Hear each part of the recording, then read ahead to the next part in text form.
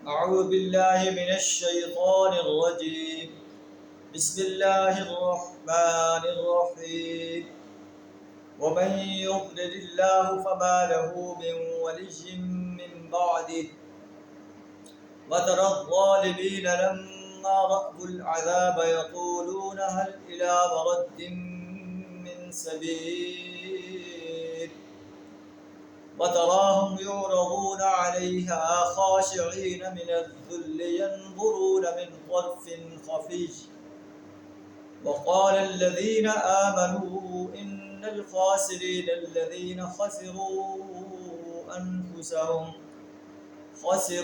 أنفسهم وأهليهم يوم القيامة ألا إن الظالمين في عذاب مقيم.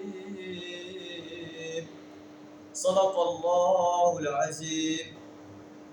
سورہ الشورى آیت نمبر 44 اور 45 آپ کے سامنے تلاوت کی، جن کا ترجمہ کچھ اس طرح ہے: وَمَن يُضْلِلِ اللَّهُ فَمَا لَهُ مِن وَلِيٍّ مِّن بَعْدِهِ.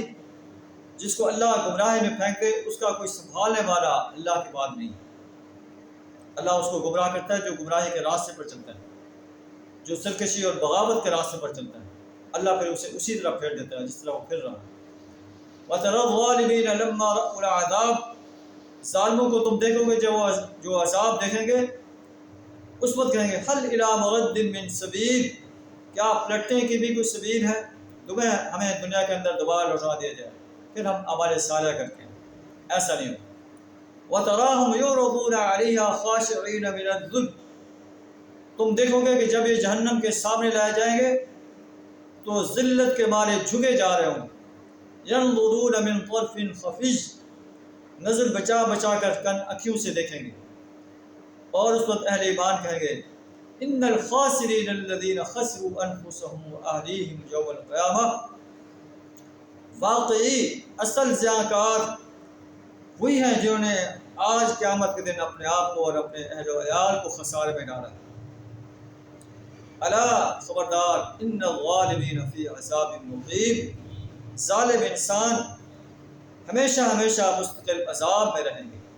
اور سب سے بڑا ظالم وہ انسان ہے جو اللہ کے مقابلے میں اوروں کی پرستش کرتا ہے، اوروں کی بندگی اور غلامی اختیار کرتا ہے، اوروں کی اطاعت کرتا ہے، اللہ کے مقابلے میں اوروں کے آرڈرز کو مانتا ہے، اللہ کی حاکمیت کے مقابلے میں اوروں کی حاکمیت کو تسلیم کرتا ہے، اللہ کے دیے ہوئے نظام کے مقابلے میں باطل نظاموں کو سپورٹ کرتا ہے، باطل نظاموں کے علمبرداروں کے دست و بازو بنتا ہے، ان کے جھنڈے اٹھاتا ہے، ان کے گروسنگ کرتا ہے.